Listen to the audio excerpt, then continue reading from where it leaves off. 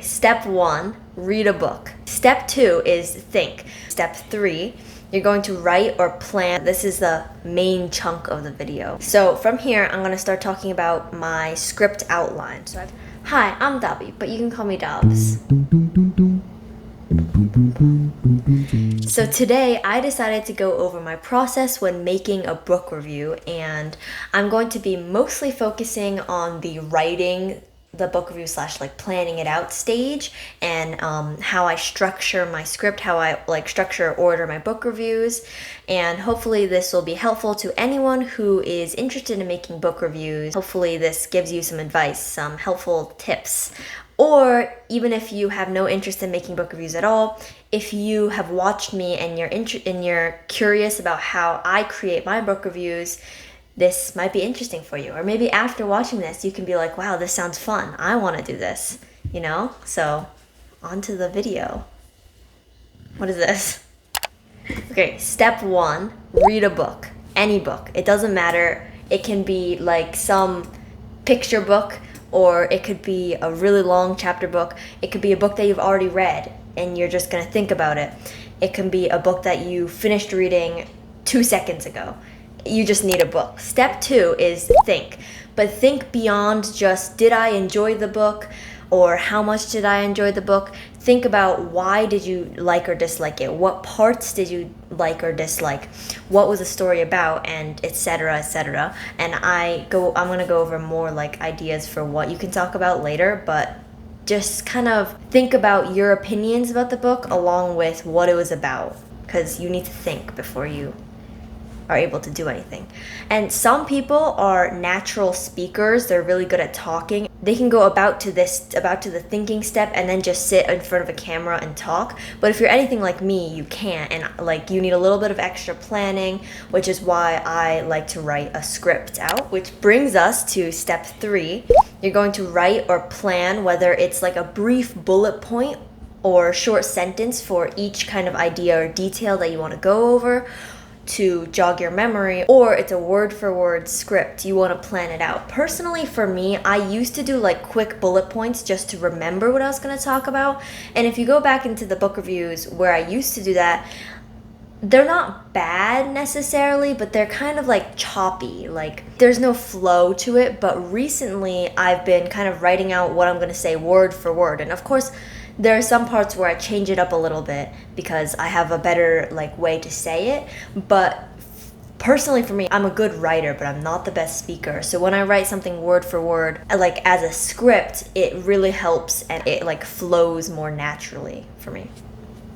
While I'm planning out my book review, I also like to go through different Goodreads reviews just to look at what other people thought about the book and see if there's any like opinions that after reading the opinion I also agree with. Obviously, I don't base my book reviews solely on other people's Goodreads reviews. I just like to do it because I'm kind of curious about what other people thought of the book. So from here, I'm going to start talking about my script outline. So I have a very specific order. You might not have noticed this when you're watching my book reviews, but I have a very specific order of how I say things in my reviews / like how I write them in my script or outline. It's a very specific like structure, and I thought I'd go over it in case anyone was curious about it. This is the main chunk of the video. So the first part of the video is the intro, obviously.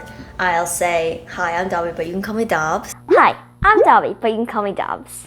Hi, I'm Dabby, but you can call me Dabz. Hi, I'm Dabby, but you can call me Dabz. Hi, I'm Dabby, but you can call me Dabz. And then I will say the book title, like I'll show the book off, I'll say the author, and sometimes during this like section, I say how I was introduced to the book or where I got it, why I decided to read it. That's part of my intro personally. And then after that, I'll go on to start with the story.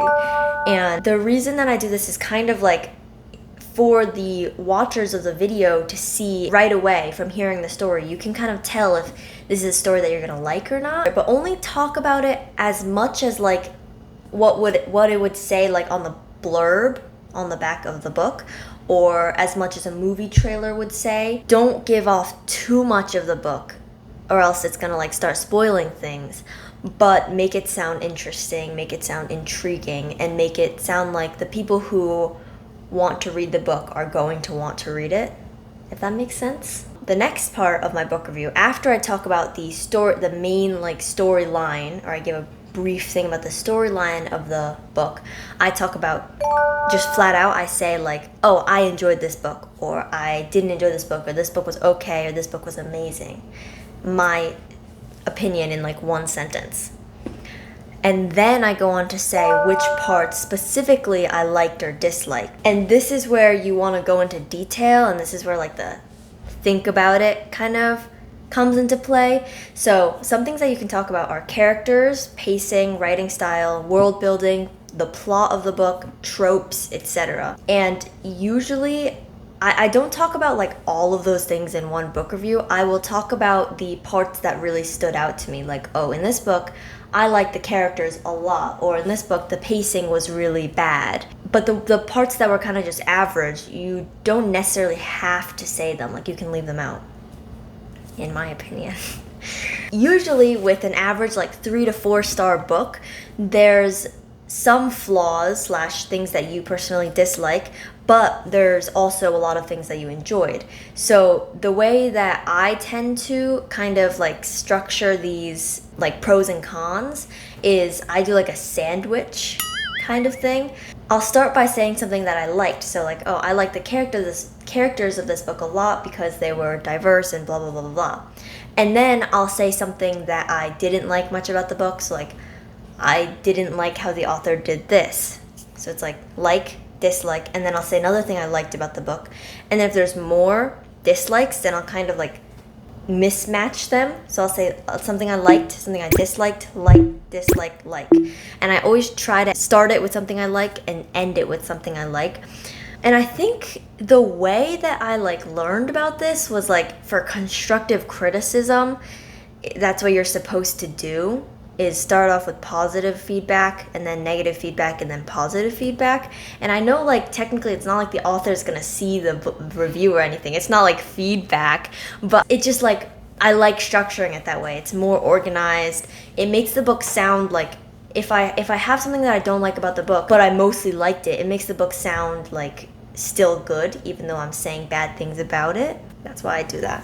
And then the bulk of the review is like parts that I liked and parts that I disliked. And then after that, I'll say who I would recommend the book to in terms of age or the topics that you like, the genres that you like, just who I would recommend it to. I don't know why I do this at the end. It just seems like after I talk about everything to clarify who would like it. Plus, another plus is that everyone has to watch to the end of the video to find out if they would like it or not, like if I would recommend it to them or not. After that, I'll say my overall thoughts. Overall, I thought this book was very action-filled. I thought it was fun. And then I'll give a star rating from 1 to 5. And then I'll do the outro, which I'd say the same thing over and over, which is like, so that will be the end of my book review. Like this video if you like this video, and subscribe for more content like this. Thank you for watching. I hope you enjoyed, and happy reading. Step 4 is after you have it written down, you want to film the review, and don't be afraid to make mistakes because you can always edit them out later, but try to, I know this because my mom edits my videos, so I'm not like super familiar with like the editing part, but I know that if you kind of talk, like if you're going to talk, then you want to finish the sentence like completely before you move on to the next point because it makes it easier to edit. You want to kind of think about what you're going to say before you say it. Just think about like while you're recording the video, think about, if I say this, is it going to be kind of difficult to edit or not? Don't forget that you can use your outline that you wrote to help you. Well, I mean, if you're a good speaker, you can just go off the top of your head. But if you're not as good of a speaker, it might be easier to actually like stop going off the top of your head and look at what the script says. You want to be informative, but don't drone on too long, and try not to make the video too long. It gets kind of boring, and like the amount of time that people will watch the video if it's like super long, they'll kind of get bored, you know? You don't have to make it short, just don't make it like 40 minutes long for a book review especially. Because people are trying to find out quickly if they would like the book, what it's about, or they're trying to find out quickly like what to write for their book report or things like that. Step 5 is edit. I don't know too much about this step because like I said before, my mom edits my videos. I like help with the subtitles and stuff, and like I'll give in my ideas when needed, but I don't do the bulk of the process. But I do know that editing is when you can cut out the mistakes or like the unneeded bits of the video. You can add text, music, photos, and generally make the video more clean and interesting. You don't have to edit. I know there are like people that don't cut out anything, that don't like do one clean take and then upload it.